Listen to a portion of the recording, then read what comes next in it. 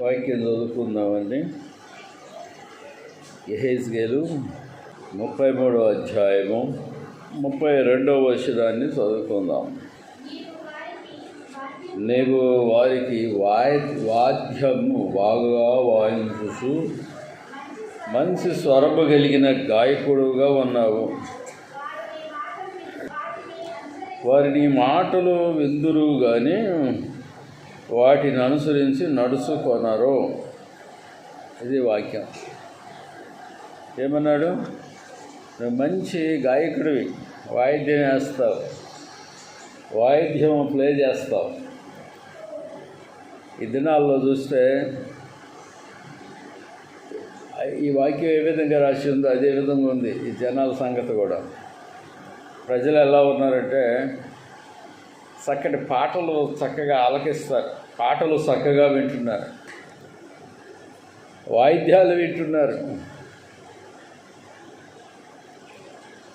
పాటలు వాయిద్యాలు వింటున్నారు. కానీ కొన్ని మాటలు వింటారు, మాటలు దేవుని యొక్క మాటలు వింటారు కానీ వాటిని అనుసరించరు. వాక్యాన్ని, చెప్పిన వాక్యాన్ని అనుసరించరు. వర్డ్ ఆఫ్ గాడ్, దేవుని యొక్క వాక్యాన్ని వారు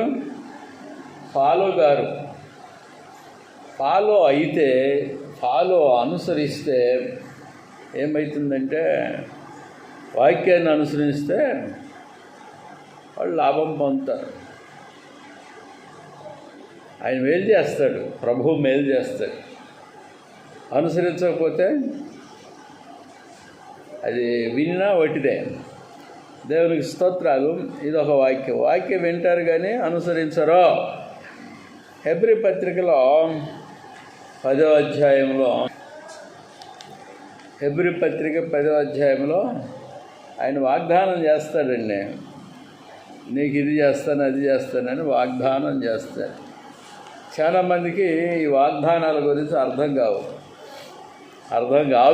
వాగ్దానాలు తీసుకుంటారు. ఆ వాగ్దానము వారికి వర్తిస్తుందా లేదా అనేది కూడా వాళ్ళకి ఆలోచన ఉండదు. వాగ్దానం వర్తించాలంటే కండిషన్ ఉంటుంది. దేవుడు వాగ్దానం చేసేవాడు, నమ్మదగినవాడు. ఒప్పుకొని దాన్ని గట్టిగా పట్టుకుందాం. ఏం ఒప్పుకుంటామో ప్రభు ఎదుట దాన్ని గట్టిగా పట్టుకుందాం అని వాక్యంలో రాసి ఉంటుంది. ఈ 10వ అధ్యాయం 23వ వచనంలో చాలామంది వాగ్దానాలు తీసుకుంటారు. జనవరి రోజు వస్తే పిల్లకి ఒక వాగ్దానం అంట, తల్లికి ఒక వాగ్దానం అంట. ఇంటికాడ ఉన్న వాళ్ళ భర్త గారు ఉంటాడు, ఆవిడ ఫుల్ తాగిపోతుంది, వాని కొరకు వాగ్దానం చేస్తారు. ఇది మొదలుకొని నిన్ను దీవించదును అని ఆయనకు వచ్చిందంట, ఆయన పేరున వచ్చిందంట వాగ్దానం. ఎవరి పేరున? త్రాగుబోతు ఆయన పేరున వాగ్దానం భార్య తీసింది. వాగ్దానం. ఇది మొదలుకొని నేను నిన్ను దీవిస్తాను అనే మాట ఉంది చూడు. దాని ప్రకారంగా అతనికి దీవెన రావాలి కదా. ఆయన పేరును దీవెన వాగ్దానమును బట్టి దీవెన రావాలి కదా. దీవెన ఎట్ట వస్తుంది? ఆయన త్రాగుడు మానితే కండిషన్ అన్నట్టు. త్రాగుడు మానితే వాగ్దానం వర్తిస్తుంది, త్రాగుడు మానకపోతే వాగ్దానము వర్తించదు. ఆయన దీవింపబడాలంటే త్రాగుడు మానవలను. ప్రైజ్ ది లార్డ్, హల్లెలూయా. ఆ వాగ్దానం ఆయనకు వర్తించాలంటే వాగ్దానాలన్నీ ఇట్లా తీసుకుంటారు, చదువుతారు. నాకు మంచి వాగ్దానం వచ్చిందని ఉల్లాసపడుతుంటారు. కానీ వాగ్దానము అటు వ్యక్తికి వర్తించకపోవచ్చు. అది దేవుని వాక్యం, అది మనుషుడు వాక్కు కాదు. ఆయన నమ్మదగినవాడు, వాగ్దానం చేసినవాడు నమ్మదగినవాడు. మన వాక్యం వింటాం కానీ అనుసరించాం కదండి. ఆయన వాగ్దానాలని వింటాం కానీ వాటిని గట్టిగా పట్టుకోము. ఇక్కడ గట్టిగా పట్టుకుందాం. మనం ఏం ఒప్పుకున్నామో దాన్ని గట్టిగా పట్టుకుందాం. మన విశ్వాసము లోకాన్ని జయించి ఉంటుంది. మన విశ్వాసం ఎలాంటిది? లోకాన్ని. ఆ వాక్యం చదవాలి మీరు కదండి. హెబ్రీ పత్రిక 10వ అధ్యాయం 23వ వచనంలో వాగ్దానం చేసినవాడు నమ్మదగినవాడు. మా అమ్మగారికి వచ్చిన దర్శనాన్ని నేను కత్తిరేస్తున్నా. ప్రార్థనలో కత్తెర వేసేస్తా. ప్రైజ్ లార్డ్, హల్లెలూయా. ఆమె ఏమంటుంది? ఎక్కడో గాయమైందంట, ఎక్కడో గాయమైంది. అది వినగానే నేనేం చూస్తానంటే ఆ గాయం వైపు చూస్తా. నాకు గాయం అవుతుంది కాబోలో నేను బండి మీద పోతుంటే ఏదైనా వచ్చి గుద్దుకుంటుందేమో, గాయం అవుతుంది. 3 గాయాలు అయితే రక్తం అయిపోతుంది. ఆ రక్తం అవగానే ఆ వాడిలో వాలిపోతా, ఒరిగిపోతా. అమ్మగారు చెప్పిన దర్శనం అది. దాన్ని నేను కత్తెర వేస్తున్నా, కటింగ్. Praise the lord. అది నా చేతిలో ఉంది, ఆమె చేతిలో లేదు. ప్రైజ్ ది లార్డ్, హల్లెలూయా. అనేకమైన వాటిని కత్తెర వేయవచ్చు, కత్తిరించేయచ్చు. దేవుని దగ్గరికి మళ్ళా పంపి నాకు వద్దు ఇది కటింగ్. ప్రైజ్ ది లార్డ్, హల్లెలూయా. నిజంగా దేవుడు నీకు దాన్ని కనుపరిస్తే అదే అంశం మరి నీకు వచ్చింది, వేరే వాళ్ళకి నీకు వచ్చిందని వాళ్ళకి తెలియకోకుండా వాళ్ళకి రావాలి. అది జరుగుతుంది. అర్థమైందా? అమ్మగారికి వచ్చిందా వాగ్దానం, నేను చచ్చిపోతానని, అంతే కదా? నేను కత్తిరి వేసేదాన్ని, కటింగ్ చేసేసి మొన్ననే. అయితే ఆమెకు వచ్చిన వాగ్దానం ఏదుందో, దేవుడి నుంచి వచ్చిన వాక్యం ఏముందో అది జరగాలంటే ఇతరులకు తెలియకోకుండా సేమ్ అది రావాలి. వేరే వాళ్ళకి, ఒకళ్ళిద్దరికి, వేరే వాళ్ళకి కూడా సేమ్ కలగాల. అంటే ఇది నేను చెప్పకముందే రావాలి నీకు.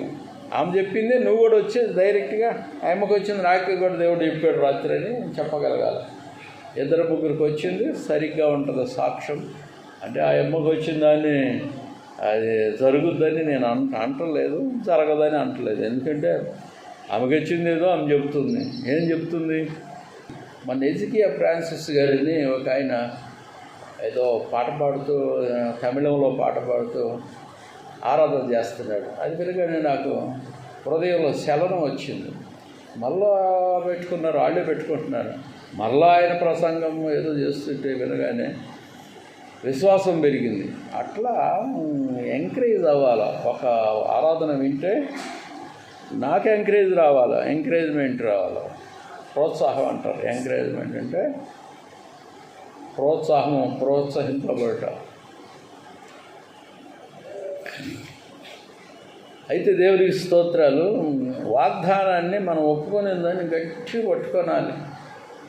వాళ్ళది కాదంటున్నాను, నాది ఎస్ అంటున్నాను, అది కాదు, అట్లా కాదు. నీకు వచ్చినా నేను కాదన్నాను. ఎందుకంటే ఇజ్రాయిల్కి వచ్చింది, నాకు కూడా వచ్చింది. ఆయనకు తెలియకుండా నాకు వచ్చింది, నాకు తెలియకుండా ఆయనకు వచ్చింది. ఇద్దరం ఫోన్లు కలుపుకునేసరికి ఇద్దరే ఒకటైనవి. అట్లా కావాలా, అది జరుగుతుంది. అప్పుడు నన్ను తీసుకుపోయి బందలగడ్డ పడేయచ్చు. ప్రైజ్ లార్డ్, హల్లెలూయా, హల్లెలూయా. అర్థం కదా? అప్పుడు సంఘమం వాళ్ళు నడుపుకుంటారు. సంఘం తల ఒక పాట పాడతారు, తలకు వాక్యం చెప్తారు, తలక బల్లలాదరు రాగానే బల్ల తీసుకుంటారు. ఎవరొకళ్ళు దాడిలో ఎవరొకళ్ళు ఉన్నోళ్ళు ఇస్తారు. నిజామాబాద్ పోతారు, షాపు దగ్గరికి రొట్టెలు కొనుక్కొచ్చుకుంటారు. మన ఇచ్చే చూడు బిళ్ళలు. నిజామాబాద్ బైబిల్స్ హౌస్ ఉంటుంది, బుక్ స్టోర్. దాంట్లో ఆ బిళ్ళలు దొరుకుతాయి. నేను తెచ్చి మొన్న ఒక ప్యాకెట్, నెలకు ఒక ప్యాకెట్, 8 నెలలు వస్తుంది ఆ ప్యాకెట్. అక్కడే బాటిల్ కూడా అక్కడే దొరుకుతాయి. అక్కడ దొరకకపోతే ఇక్కడ ద్రాక్ష రసం, బస్ స్టాండ్లో ద్రాక్షకాయలు, నల్ల ద్రాక్షలో తెల్ల ద్రాక్షలు వేసి రసం పెట్టాలి దాకా. ప్రైజ్ ది లార్డ్, అదండి.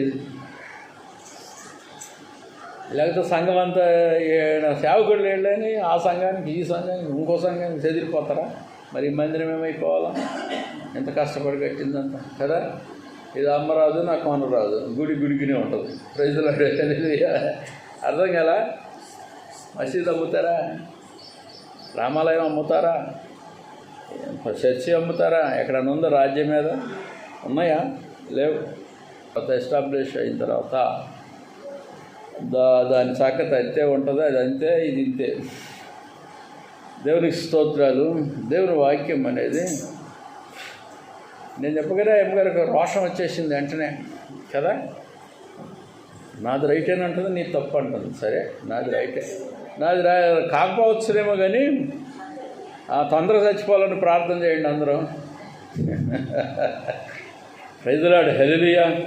ఎందుకంటే అసలు ఈ భూప్రపంచంలో ట్రంప్ అంటాడు, ట్రంప్ అమెరికా దేశ అధ్యక్షుడు ఇండియన్ లేపేస్తా అంటాడు తాగుబోతుడులాగా. వాడు ఫుల్లు తాగుతున్నాడు, తాగి నైట్ పండుతుడు పగలంతా ఇండియన్ లేపేస్తా, లేకపోతే పాకిస్తాన్ లేపేస్తా, లేకపోతే నిన్ను లేపేస్తా. ఇదే వెళ్ళాడు. గంటకు ఒక మాట్లాడుతాడు. పుతిన్ ఎట్లున్నాడు? పుతిను రష్యా అధ్యక్షుడు, కమ్యూనిస్టు, కానీ వాళ్ళు కూడా క్యాథలిక్సే. వీళ్ళు ఆర్థడాక్స్ వాళ్ళు అనుకుంటాను. వీళ్ళు పుతిన్ వాళ్ళు సిరియన్ క్రైస్తవులేమో, నాకు సరిగ్గా తెలీదు. ఆయన ఒకటే మాట గట్టిగా నిలబడ్డాడు, అట్లా నిలబడ్డాడు, పిచ్చి పిచ్చికి వదలట్లేదు. అమెరికా ఆయన అంటుండు లేపేస్తా అంటాడు. లేపరా చూద్దాం, నా క్రైస్తవులు అందరూ రెడీగా ఉన్నారా, లేకపోతే మా దేశాన్ని. ఇప్పుడు వంటలు కొట్టుకుంటా చచ్చిపోతారు, మిలిటరీ కొట్టుకుంటూ చచ్చిపోతారు. ప్రపంచం అంతానికి వచ్చింది. ఏదో ఒక పాస్టర్ చచ్చినంత మాత్రాన, లేకపోతే ఒక విశ్వాసం చచ్చిపోయినంత మాత్రమున కాదు, అది మొత్తం పోతుంది. ప్రపంచం అంతా పోయి 7 ఊళ్ళకి ఒక్క ఊరు మిగులుతుంది. అర్థం కదా? ఇది మన గ్రంథంలో లేదు ఆ మాట. అంటే నాశనం అని రాసి ఉంది, కానీ మన గ్రంథంలో ఆ మాట ఏ విధంగా పోల్చాలో నాకు అర్థం కావట్లేదు. 7 ఊళ్ళకి ఒక్క దివ్య వెలుగుతుంది అన్నాడు చూడండి. జరగవచ్చునేమో, జరిగితే. ప్రైజ్ ది లార్డ్, హల్లెలూయా. పోతుందండి. మీరు ఈ సంవత్సరం కాకపోయినా వచ్చే సంవత్సరం కొరకు ఎదురు చూడండి. మన వచ్చే సంవత్సరం కాకపోతే మరుసటి సంవత్సరం కొరకు ఎదురు చూడండి. అన్ని అణువాయుధాలు రెడీ పెట్టించారు.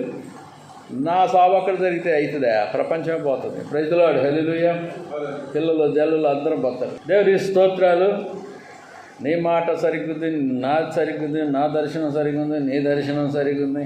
వాళ్ళిద్దరికి పడదు దర్శనాల విషయంలో. అంటే వచ్చిందా అని చెప్తుంటే నేనేం చేయాలా? అది జరిగినా జరగకుండా వచ్చింది చెప్పారు, దాని విభజన ఇదని చెప్తున్నాను నేను. ఇద్దరికి రావాలి సేమ్ దర్శనం. మరొకళ్ళు కలగనాలి ఈ రోజున రాత్రి. అంటే నేను చెప్పిన తర్వాత కలగంటవా? అది తప్పది. నీకు వచ్చింది తప్పట్లయితే. మేమిద్దరం చెప్పకముందే మీకు ఎవరికైనా వచ్చి ఉంటే జరుగుద్ది, లేకపోతే నేను కత్తిర వేస్తాను. దేవుని స్తోత్రాలు. 2 రోజుల నుంచి నిన్న ఏ రోజు రాత్రి పోయిన రాత్రి విపరీతమైన దయ్యాలు దగ్గరకు వస్తున్నాయి. అర్థం చేసుకునే విధంగా కూడా లేదు. మళ్ళా ఈరోజు పోయిన రాత్రి మా అమ్మ వచ్చింది. అవి రావద్దు, అసలు అవసరం లేదు. ఎందుకని? నేను వాక్యాన్ని నమ్ముతా, బైబిల్ వాక్యాన్ని. కొన్ని దర్శనాలు కానీ కళలో నేను ఎందుకంటే సైతాన్ దగ్గర నుంచి కూడా వస్తాయి. వీడిని బ్రహ్మపరచాలి అన్నీ చెబుతుంటూ జరుగుతున్నాయి. అవి నేను కూడా చూపిస్తా, కొన్ని సైతాన్ కూడా చూపిస్తుంది. అవి కూడా చెప్పిండనుకో జరుగుతున్నాయి అనుకుంటాడు. అందరు కూడా భావిస్తారని సాతాను కూడా భ్రమపరచడానికి వాని దగ్గర నుంచి కొన్ని దర్శనాలు పంపుతుంది అన్నాడు. అందుకని ప్రతిదాన్ని పరిశీలించబడుతుందని దేవుని వాక్యం బోధిస్తుంది. సరే, ఇంకొక వాక్యం చదువుదాం. దేవుడు నమ్మదగిన వాడు. తర్వాత మనం ఒప్పుకొని దాన్ని గట్టిగా పట్టుకుందాం. ఏంటిది అది పట్టుకునేది? 1 యోహాను 4వ అధ్యాయము 1 యోహాను 4వ అధ్యాయము మన విశ్వాసం అన్నట్టు. అది మన విశ్వాసం అనేది లోకాన్ని జయించింది. ఆ విశ్వాసాన్ని గట్టిగా పట్టుకోనాలి, విశ్వాసాన్ని గట్టిగా ఉంచుకోనాలి. చాలామందికి విశ్వాసం సరిలేదు.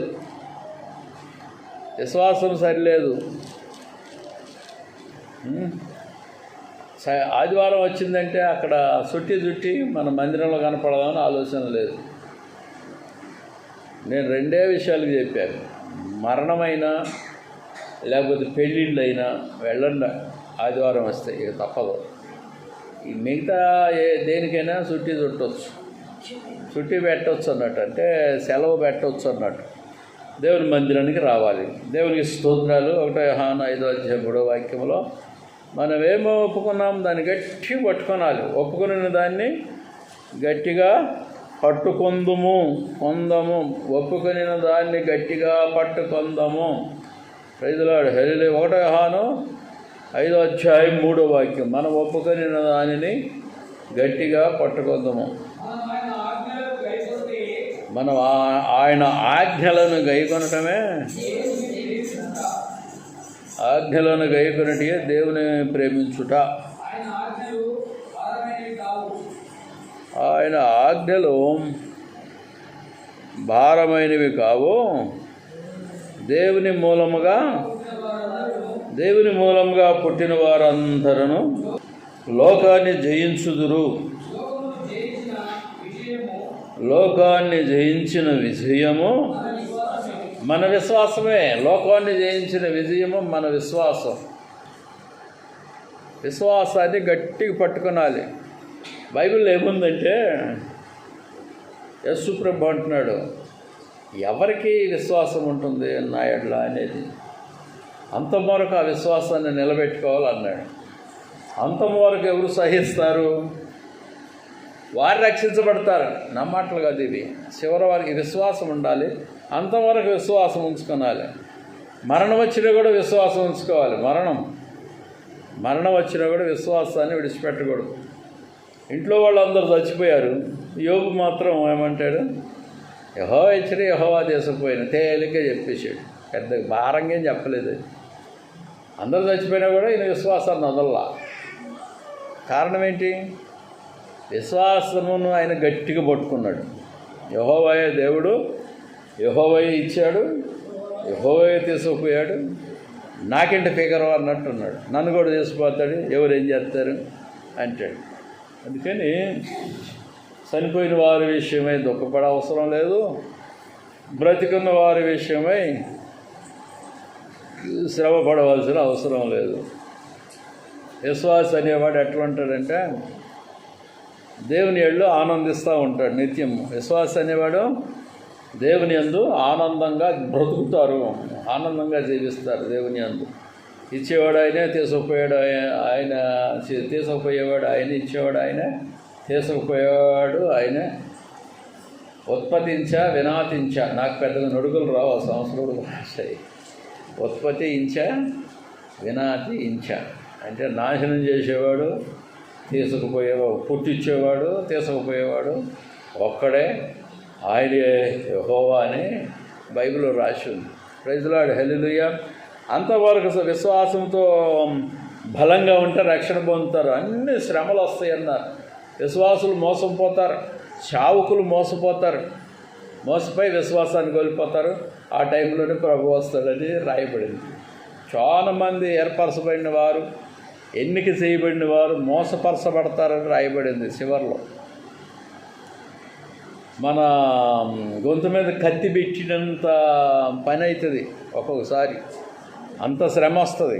అప్పుడు విశ్వాసాన్ని విడిచిపెడతాం. దేవుడు దేవుడు దేవుడు నన్ను రక్షించంటారు.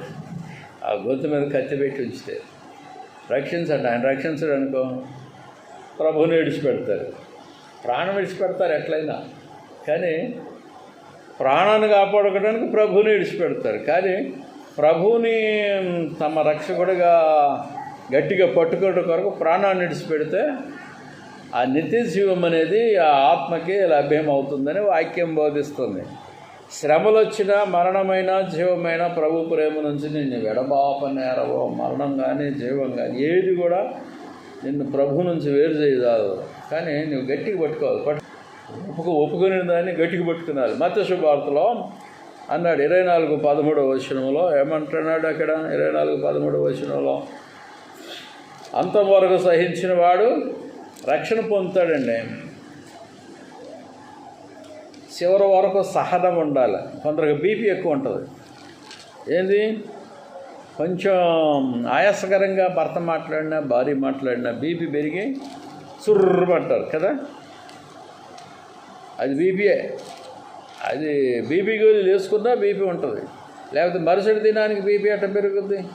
ఇప్పుడు ఈరోజు గోళీ వేసుకున్నావు బీపీ గోళీ, రేపొద్దున మళ్ళీ గోళీ వేసుకోమన్నాడు డాక్టర్. అంటే రేపొద్దునకి ఉత్పత్తి అయ్యిందన్నట్టు, అంటే పుట్టిందన్నట్టు, బీపీ లోపల తయారైంది. ఈరోజు షుగర్ గోళీ వేసుకున్నా, రేపు మళ్ళా షుగర్ గోళీ వేసుకోమంటాడు డాక్టరు. ఈరోజు వేసుకున్నా కదా, రేపు మళ్ళా వేసుకోవాలా? అది ఉండదు కదా అనుకుంటావు. అది ఉంది. ఏంటిది? అది షుగరు. ఈ పూట వేసుకోలేదు నేను షుగర్ గోలి, పొద్దున వేసుకోలేదు. ఏమనుకుంటున్నానంటే ఆ హెచ్కియా ఫ్రాన్సిస్ గారు పాట పాడుతుంటే డ్యాన్స్ చేయాలనిపించింది అన్న చూడు. నాకు ఎకరాలనిపించింది. మీ సంగతి ఏమో కానీ తమిళం పాట, ఆ తమిళం అర్థం కాకపోయినా నా మ్యూజిక్ అనేది డ్యాన్స్ చేపిస్తుంది అన్నట్టు, లోపల హృదయాన్ని కదిలిస్తుంది. అంటే ఆయనలో ఏదో ఉద్యమం ఉంది. ప్రైజ్ లార్డ్, హల్లెలూయా హల్లెలూయా. కనుక ఈ యొక్క బీపీ పెరగగానే, షుగర్ పెరగగానే రోజు గోళీతో దాన్ని అనపబడుతుంది. షుగర్ అనేది, బీపీ అనేది ప్రతిరోజు వేయాలి. అయిన రోజు అది పెరుగుతుంది. ప్రైజ్ లార్డ్, హల్లెలూయా. మనం గోళీలు వాడినా మరుసటి దినానికి అది తయారవుతూనే ఉంటుంది. ఉత్పత్తించా అంటారు దాన్ని, అది తయారవటం. ప్రైజ్ లార్డ్, హల్లెలూయా. చూడండి ఈ 11వ వాక్యంలో అంతవరకు సహనంతో ఉంటే రక్షణ వస్తుంది నీకు. బెంజమిన్ బ్రదర్ ఏమన్నాడు చనిపోయేటప్పుడు? చర్చి ఎట్ట అని ఇది కలవరించిండు. అంటే ఒకవేళ నేను ముందు పోతే బ్రదరు నువ్వు నడుపుదు కానీ చర్చి, లేదా నువ్వు ముందు పోతే నేను నడుపుతా, ఇద్దరం ముందే పోయామనుకో ఎవడు నడుపుతుంటే నాకు తెలియదు, ఆ దేవుడికి ఎరుక. మరి ఏం చెప్పంటున్నాను, నేను చెప్పంటాను. నేను కూడా పోయింటే ఏం చేస్తావు? విశ్వాసం అయితే చెదరదు. ఎవరికి చెదరదు? ఆమెకు చెదరదు విశ్వాసం. ఎట్లా పోతుంది? మనిషి పోయినా చెదరదు, మనిషి ఉన్నా చెదరదు. విశ్వాసమే. అది వాళ్ళ అమ్మాయి పునాది, వాళ్ళు అమ్మేసిన పునాది. ప్రైజ్ లార్డ్, హల్లెలూయా. కనుక చివరి వరకు సహనం కలిగి ఉంటే రక్షణ కలుగుద్దండి. ప్రాణం పోయినా కూడా విశ్వాసంతో ఉండాలి. ప్రాణం పోయేటప్పుడు కూడా విశ్వాసంతో ఉండాలి. అంతవరకు సహించిన వాడు ఆడే రక్షింపబడును. ఇవన్నీ జరుగుతాయి. యుద్ధాలు, క్రీస్తు విరోధులు రావటం, కరువులు, భూకంపాలు, తర్వాత మన రాజ్యం మీదకి రాజ్యం లేవటం, అక్కడక్కడ కరువులు, తెగుళ్ళు, మన సునామీలు, వరద బీభత్సం, అంటే నోవహు కాలంలో జరిగిన వరద బీభత్సం లాంటి సన్నివేశాలు ఇవన్నీ జరుగుతాయి. కానీ అంతం వెంటనే రాదు అన్నాడు. అంతం వరకు సహనంతో ఉన్నవారు రక్షణలోకి వస్తారు. ఒక ఆయన అన్నాడు, వచ్చే నెలలో యేసుప్రభు వచ్చేస్తాడు అంటున్నాడు. ఏమో అయితే రావచ్చు, చెప్పలేము. ఎందుకంటే వాడు ఇద్దరు కలిసి 11,000 చిల్లర, 11,000 12,000 అణుబాంబులు వదిలేశారు భూప్రపంచం మీదకి. యేసుప్రభు వచ్చి వీటన్నిటిని భూప్రపంచ పట్టణాలు అన్నీ పోకోకుండా ఏదేది పోవాలో వాటికి అనుమతించి, అగ్నిని అదే అణువుని పరమాణువును అనుమతించి మిగతా వాటన్నిటిని అటు పట్టేస్తాడు. లేకపోతే ఆయన రాజ్యం చేయాలనే మాట అట్టు నెరవేరాలి. అది నెరవేరలేదు కదా. 1000 రాజ్యం ఉందన్నాడు చూడ, అది నెరవేరాలి. అది నెరవేరాలంటే వీటిని ఆపాలి. లేకపోతే వీళ్ళు బాంబులు విడిచిపెట్టుకోకుండా వీళ్ళ మైండ్లు తిప్పేసేయాలి, ఆలోచన తిప్పేసేయాలి.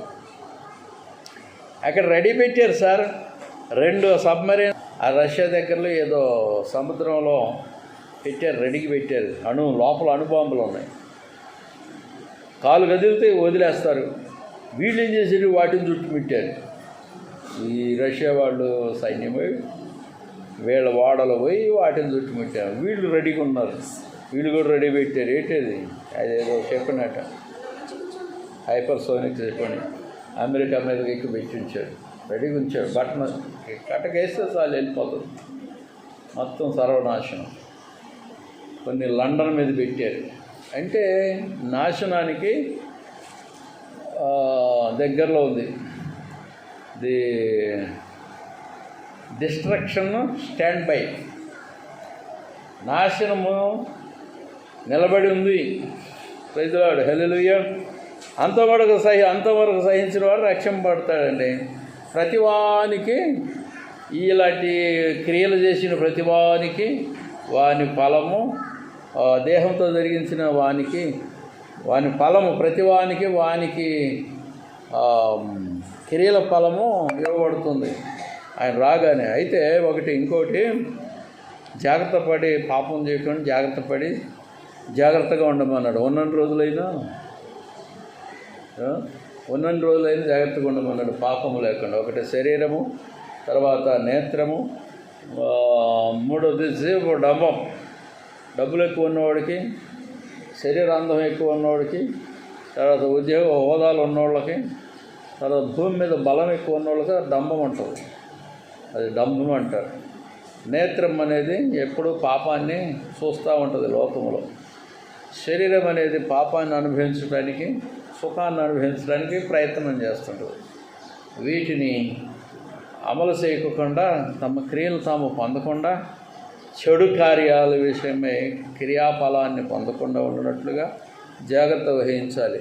ఆ పాపక్రియలు లేకుండా జీవించాలంటే సామెతల గ్రంథం 5వ అధ్యాయం 15వ వాక్యము 5వ అధ్యాయం 15వ వాక్యము 19వ వాక్యం 2 వాక్యాలు చూద్దాం.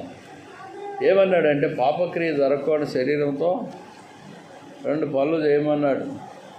ప్రవర్తన జాగ్రత్త చూసుకోమని ప్రసంగి 5వ అధ్యాయం 1వ వాక్యంలో చెప్పాడు. ప్రవర్తన జాగ్రత్త చూసుకోనండి.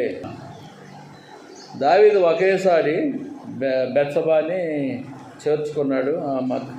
ఆమె కవిగిటిలో బెత్షెబా యొక్క కవిగిటిలో ఒరిగిపోయాడు. లాలి లాలి లాలి అని పాడింది బెత్షెబా, నిద్రపోయా నా కవిగిటిలో. సంసోన్ని ఢిల్లీలో పాట పాడే లాలి లాలి అని నా యొక్క తొడల మీద నిద్రపోయా అని సంసోన్ విషయం పాట పాడింది. ఎవరు? ఢిల్లీలో. వీళ్ళిద్దరూ లాలించారు కదా. లాలించినప్పుడు ఆమెకేమో గర్భం వచ్చింది. ఎవరికి? దావీదు యొక్క ఊరియా భార్యకి అన్నట్టు. దావీదు యొక్క భార్య కింద వచ్చిందమ్మా. దావీదు యొక్క భార్యకి గర్భం వచ్చింది. ఒకేసారి ఆమెతో సంబంధం కలిగినట్టు వలన గర్భం వచ్చింది. ఈ సంసోన్దేమో అధ్వానంగా మారిపోయింది, గుడ్డోడు అయిపోయాడు. 2 రకాలుగా ఉన్నాయి. ఇక్కడ ఎందుకు చెప్తున్నానంటే నేత్రం అనేది క్రియ చేస్తుంది. నేత్రం క్రియ చేస్తే, నేత్రం ఇట్లా క్రియ చేస్తే ఎన్నిసార్లు వేల సార్లు ఎటు చూసినా అవతల స్త్రీకి గర్భం రాదు. ఎన్నిసార్లు అని ఇటు చూసుకో, మోహంతో చూడు, మోహం లేకుండా చూడు, లేకపోతే ఎట్లని ప్రేమతో చూడు. ఎన్నిసార్లు ఇట్లా కళ్ళతో చూసినా గర్భం వస్తుందా? మరి దావీదు వెళ్ళి బెత్షెబా దగ్గరికి ఒకేసారి ఆమెని సంబంధం కలుపుకునేసరికి గర్భం వచ్చిందని వాక్యం చెప్తుంది. తేడా ఏంటి చెప్పు? తేడా ఏంటి? మోహపు చూపు అన్నాడు చూడండి, శారీరక క్రియ. ఇంతకుముందు కళ్ళతో దాన్ని పోతూ కొన్ని వేల మందిని, రోజు కొన్ని వేల మందిని కళ్ళతో చూసుకుంటూ పోతాం.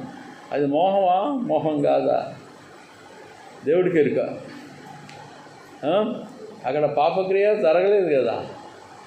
పాపక్రియ జరగకుండానట్లుగా వేరులతో సహా దురాశను పెరికివేయటం కొరకు, చెడు ఆలోచనను పెరికివేయటం కొరకు ప్రభు ఆ యొక్క వాక్యం చెప్పాడు. ఏంటి? మోహం చూపే వ్యభిచారం అనేది. అది మోహంగా చూస్తేనే అది వ్యభిచారం అంట. ఇంక శరీరం ఎక్కడరా అని. అందుకని అది వేరతో అసలు గూడే లేదు, దాని పునాదే లేకుండా పెరికేసేయాలని చూశాడు యేసు ప్రభు. చెప్పవలసి వస్తే పాత నిబంధన కంటే కఠినంగా చెప్పబడిన మాట అనవచ్చు. కానీ అభ్యంతరాలు రాక తప్పవు. ట్రబుల్స్ షుడ్ నాట్ కమ్ అన్నట్టు. ట్రబుల్స్ రాక తప్పవు, అభ్యంతరాలు అంటారు. అభ్యంతరాలు రాక తప్పవో, వస్తాయి. చూసిన ప్రతి ఒక్కటి నాకే కావాలని మనిషికి ఆలోచన ఉంటుంది.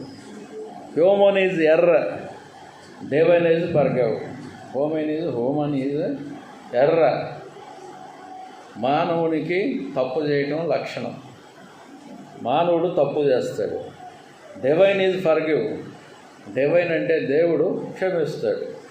అది తేడా. అయితే ఆయన చెప్పిన దాంట్లో మోహమును కలిగి ఉండుట వలన అది మంచిది కాదని చెప్పాడు కదా. అది వ్యభిచారానికి దారి తీస్తుంది అన్నాడు కదా. దారి తీస్తుంది. గూడు కడితే దారి తీస్తుంది. గర్భం దాలిస్తే పిల్ల పడుతుంది కదా. అది గర్భంలోనే లేదు, అది నా నెత్తిలోనే లేదు, ఆలోచనే లేదు, ఆ మోహమే లేదు. నాకు ఇంక పిల్ల పుట్టేది ఎక్కడ కదా.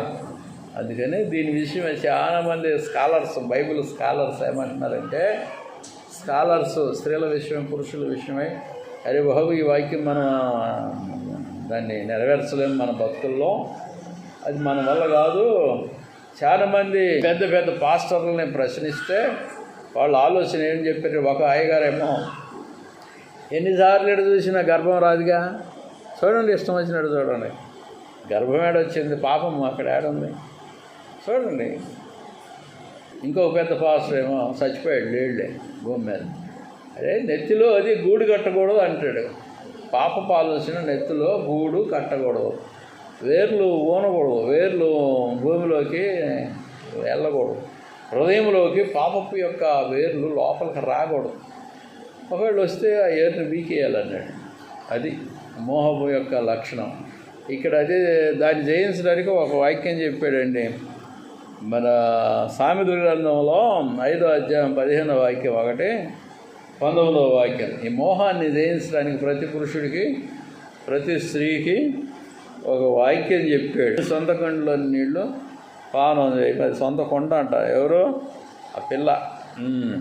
నీ సొంత బావిలో ఉప్పుకు జలం రాగు, అది కూడా దానికి సంబంధించింది. 19వ వాక్యంలో ఆమె అతి ప్రియమైన లేడట, అందమైన దుప్పి, ఆమె రొమ్ముల వలన నీవు ఎల్లప్పుడూ తృప్తిని అందుతుండము. అంటే మోహాన్ని జయించడానికి ఈ వాక్యాన్ని ఎవరికొరకు చెప్పాడంటే, నీ ఇంట్లో సొంత కొండ అంటే భార్య లేదా గాలికి తిరుగుతున్నావు అంటాడు ఒకడు కదా, వాడికి ఎవరు లేరా పోనీరా అంటారు మరికొందరు కదా.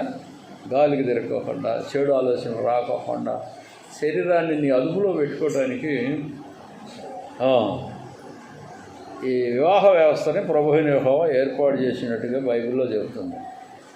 ఆ వివాహ వ్యవస్థని పాడు చేసుకొని కొందరు ఏం చేస్తారంటే భర్తను నిర్లక్ష్య పెట్టడం, ఆడిని చెడుగా గాలిగా తిప్పేయటం, వీడి సంగతి ఎంత నేను వస్తున్నా మాట వినకపోతే అని ఆడిని పాదాల కింద అణుపుతారండి కొందరు స్త్రీలు.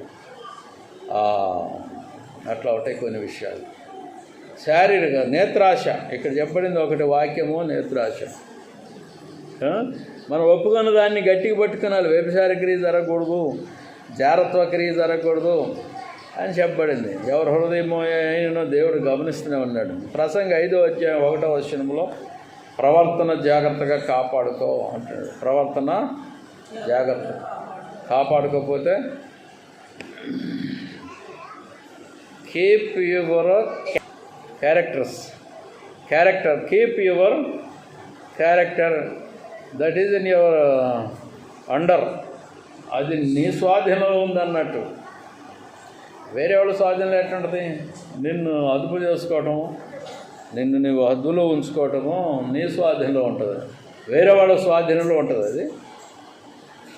దీనిని హిందూ గ్రంథాల్లో చెప్పాడు కదా, అరే కన్నును బంధించరా, నోరును బంధించరా, చెవులు బంధించరా, కాళ్ళను బంధించరా, చేతులను బంధించరా. మన అయ్య గారు ఏమంటాడు, అగస్టిన్ అయ్య గారు, వీటన్నిటిని యేసు రక్తంతో ప్రోక్షిస్తున్నా. సాయంత్రం అయ్యేసరికి ప్రార్థనలో యేసు రక్తం కప్పేస్తున్నా. ఎందుకంటే పొద్దున లేచినప్పుడు ప్రార్థన వీటన్నిటిని యేసు రక్తంతో కప్పేస్తున్నా. ఎందుకు? పాపం చేయకోకుండా రక్తంతో కప్పుకుంటాడట, ప్రభు రక్తంతో. ఏడుందా రక్తం? చెబుతాడు నోటితో, అంతే, కప్పేస్తున్నాను పాపం జరగకుండా. యేసు రక్త బడ్డు వచ్చునుగాక. మన అగస్టిన్ అయ్య గారు చెప్పింది ఇది. వాళ్ళేమో కన్నును బంధించాలి, చెయ్యిను బంధించాలి అంటే ఏంది? పాపం జరగకుండా తపస్సు చేయాలి అని వాళ్ళు చెప్పారు. దానికి దీనికి ఏం తేడా లేదు. అంటే చెప్పబడిన విధానంలో మొత్తం మీదకి ఇంద్రియాలని బంధించాలి. ఎన్ని ఇంద్రియాలు ఉన్నాయి మనకి? ఇంద్రియాలు ఎన్ని? నవేంద్రియాలా? 9. వాటన్నిటిని స్వాధీనంలో ఉంచుకోవాలి అంటాడు. యేసుప్రభు చెప్పిన వాక్యంలో మోహ సూపు అనేది ఉంది చూడు, ఆ సూపుని బంధించడానికి ఒక సూత్రం చెప్పాడు. జాగ్రత్తగా ఉండ అన్నాడు. అంతే, ఇంకేమల్లా పాపం ఆయన ఏమన్నాడు, నీ జాగ్రత్తలోనే ఉండు, లేకపోతే నరకంలో నీకు పార్టీ ఉంటుంది అన్నాడు. దేవునికి స్తోత్రాలు. అయితే కీర్తన 27:4 ఏం చెప్తుంది? ఈ వాక్యాలు అంటే భయం రాట్లా, ఎవరికి కూడా భయం కలుగుతుంది. వాక్యాలు చదివినప్పుడు కానీ, లేకపోతే వాక్యాలు వినినప్పుడు కానీ ఏమన్నా భయం వస్తుందా? భయం వస్తే మంచిదాని అయితే మంచోడు అయితే. ఎందుకంటే లోకం అంతా చెడిపోయింది కదండి. కీర్తన 27:4 వాక్యంలో నిశ్చయముగా నా పెదవులు అబద్ధం పలుకటం లేదు, నా నాలుక మోసము ఉచ్చరించట్లేదు. నాలుక చెప్పేది మోసం కాదు. ప్రతి ఒక్కరి ఆత్మకి తోసుస్తున్నది ఏంటది? ఏం తోస్తుంది ప్రతి ఒక్కరి ఆత్మకి? ఏం తోసుస్తున్నది? ఏం తోసుస్తున్నది ఆత్మకి? నేను చెప్పేది వాక్యం సరిగ్గా ఉంది అనుకుంటాం, ఎట్లయినా అనుకుంటాం. అని చెప్పేది పాపము ఖండనరా, మరి దాని విషయం జాగ్రత్తగా ఉండాలని చెప్పాడు. దేవుని వాక్యాన్ని గట్టిగా పట్టుకోమన్నాడు, విశ్వాసాన్ని గట్టిగా ఉంచుకోమన్నాడు. తర్వాత వాక్యం వింటారు కానీ అనుసరించరు అంటున్నాడు. అందుకని ఏం చేయాలా? సామెతల గ్రంథం 11:30 30లో నీతిమంతులు ఇచ్చు ఫలము జీవవృక్షం. నేనేమిస్తున్నా మీకు?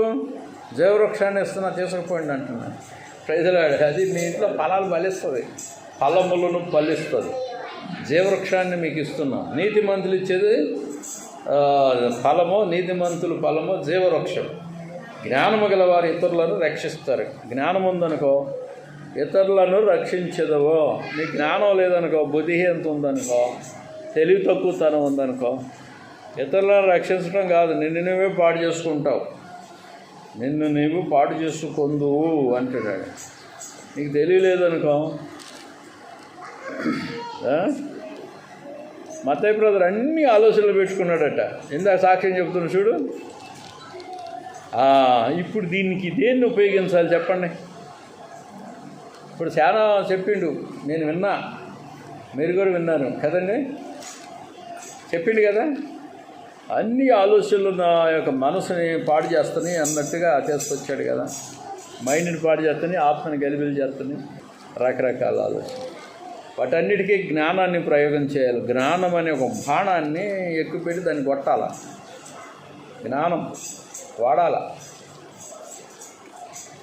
రోజు బెంజమిన్ బ్రదర్ నాకు గుర్తు వస్తున్నాడు. నేనేం చేయగల? నేను మీ గురించి కాదండి నేను చెప్పేది, నా గురించి చెప్తున్నా. ప్రతిరోజు బెంజమిన్ బ్రదర్ నా దగ్గరే ఉన్నట్టుగా, అదే బతికే ఉన్నాడు, వస్తుండ్రా అన్నట్టుగా జ్ఞాపకాలు ఉన్నాయి నాకు.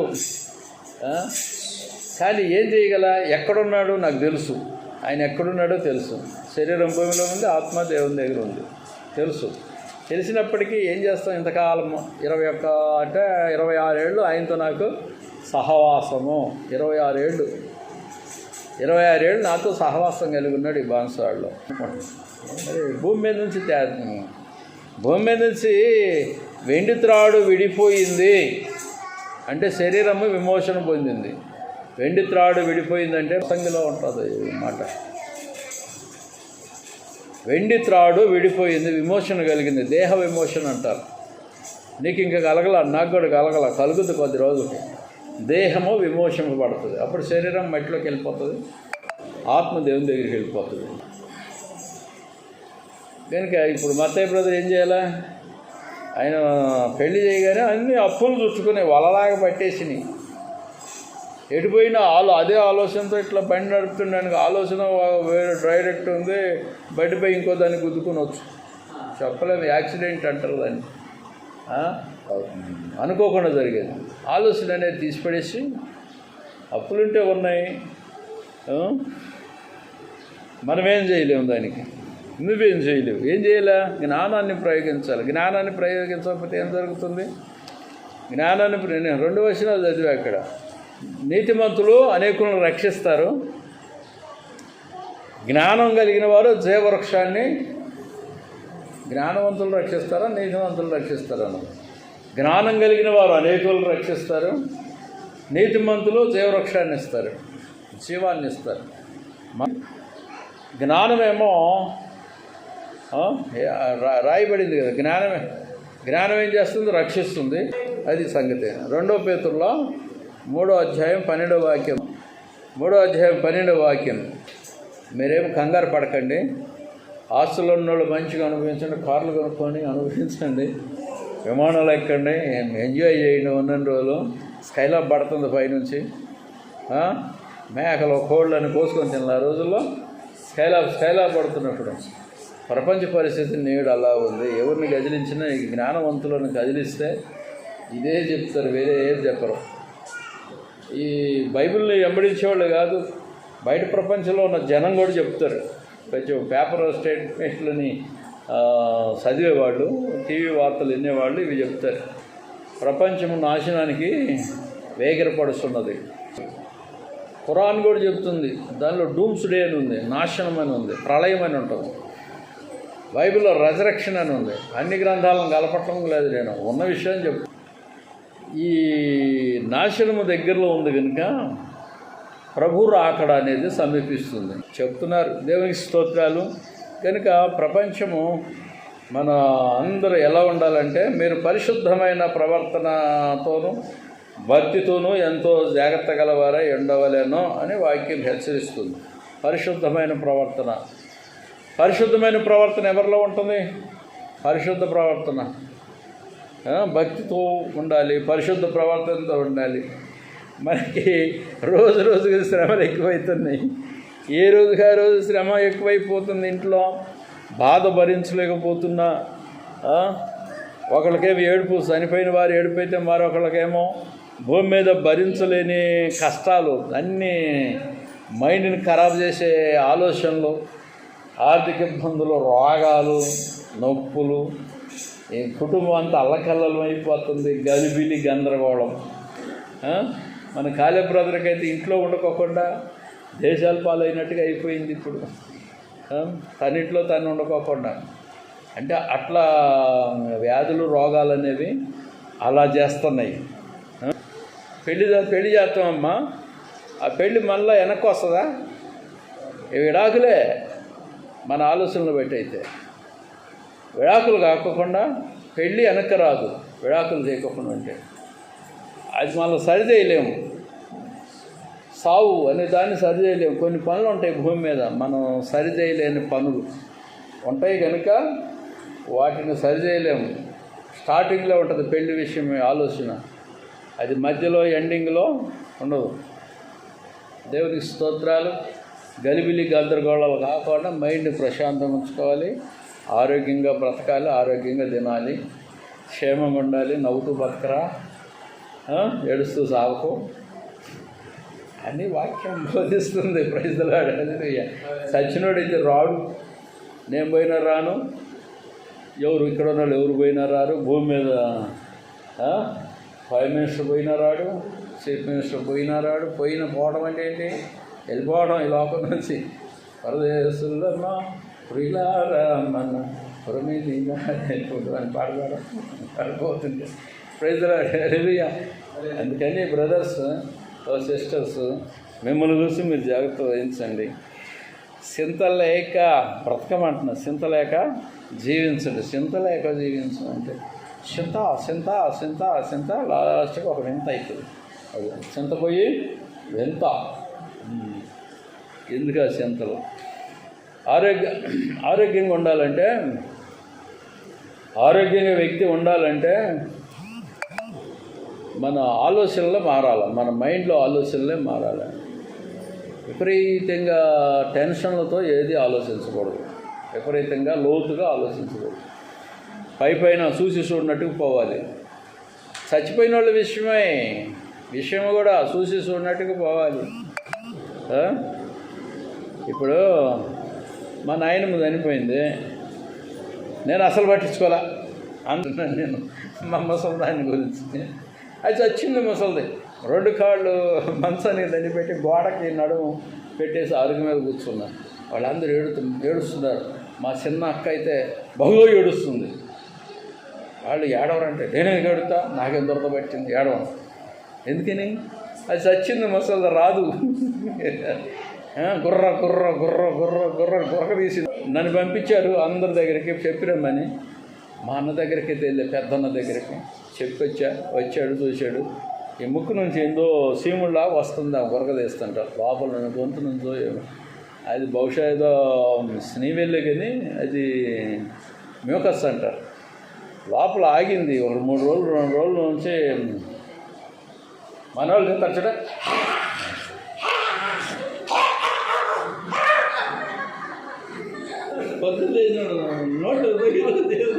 అది వచ్చినప్పుడు ఈ ముక్కులు పైన ఉన్నదంతా కక్కాలి అలా కక్కితే ఇటు తీసి ఉయ్యరు. అది కక్కటానికి దోస్తూ ఉంటారు చేతులు. 3 రోజుల నుంచి ఆ ముసలం లోపల తోయలేదు ఇట్లా ఏళ్ళు.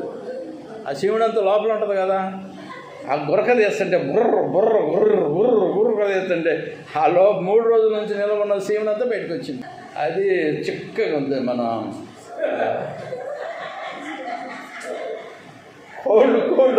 కోల్డ్ వచ్చినప్పుడు ఉంటుంది చూడు, కోల్డ్ అంటే సరిది అంటారు ఇక్కడ. సరిది వచ్చినప్పుడు చిక్కగా అదొక రంగుగా వస్తుంది. ఆ విధంగా వస్తుందండి. నేను గమనించేదాన్ని. మళ్ళీ హాస్పిటల్లో నాకు ఆపరేషన్ అయినప్పుడు గమనించే. ఏంటో చెప్పాలా, ఆపరేషన్ అయినప్పుడు 4 రోజుల నుంచి నేను ఈ ఉమ్ము విషయం లేదు కదా, అదంతా లోపల ముక్కు పై భాగంలో ఇట్లా గట్టి గడ్డలాగా తయారైపోయి 4వ రోజు నన్ను విడుదల చేసేటప్పుడు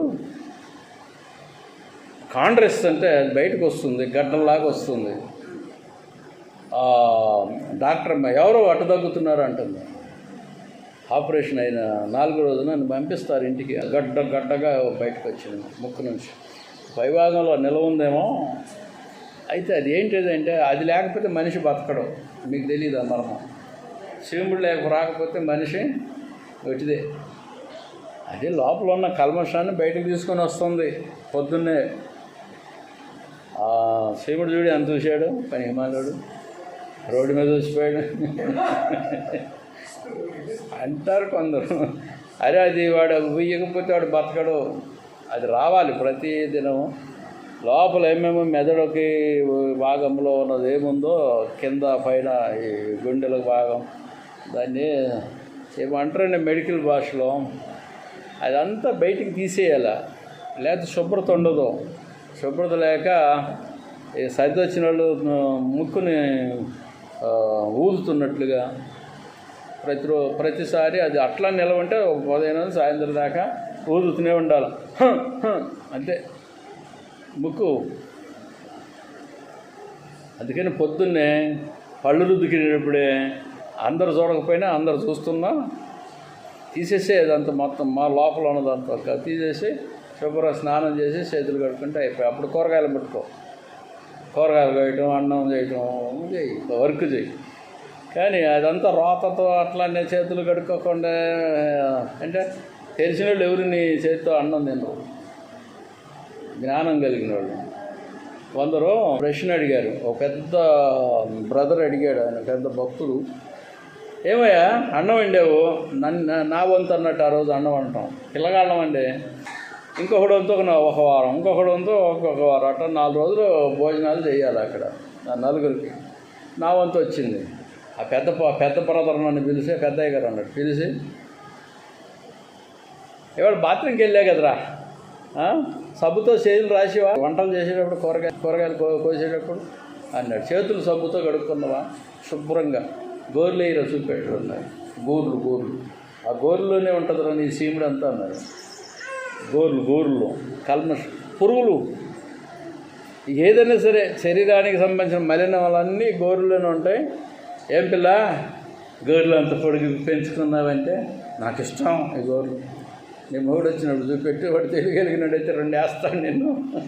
ఈ గోర్లులోకి పురుగులు వెళ్తాయి, మురికి వెళ్తుంది, అది అలానే ఉంటుంది. నువ్వు ఇలానే పెట్టు ఆహారం. ఆడు తెలియగలిగినోడైతే తినడు నీ చేతికూడు. ఎందుకంటవా? ఇప్పుడు నాది నాకే అసహ్యం, ఇతరులది నీకు అసహ్యం ఉండదా? ఇప్పుడు భూమి మీద ఇటు ఊసిన తర్వాత దాన్ని మళ్ళీ తీసుకొని నోట్లో పెట్టుకుంటావా? పెట్టుకొని చూడు ఒకసారి. భూమి మీద బాత్రూంలోనో స్పూన్ ఊసిన దాన్ని మళ్ళీ నోట్లకు నాలుక మీద పెట్టుకున్నావు ఎప్పుడన్నా? లేదు, నీది నీకే అసహ్యం ఉంది, ఇతరుల కింద అసహ్యం ఇతరులకు ఎందుకు ఉండదు అసహ్యం? అందుకని శుభ్రత అనేది ఫస్ట్ పరిశుభ్రత అవసరం. స్త్రీలకైనా పురుషులకైనా సరే. వంటలు చేసేవాళ్ళకి ప్రధానంగా శుభ్రత అవసరం. ఎందుకులేండి, అదంతా అగ్గి చేత భస్మం అయ్యి ఆ పురుగులన్నీ చచ్చిపోతాయి. చచ్చిపోయినాయి. కానీ అది చల్లారిన తర్వాత నీ చేతులకి దాన్ని వడ్డించేది.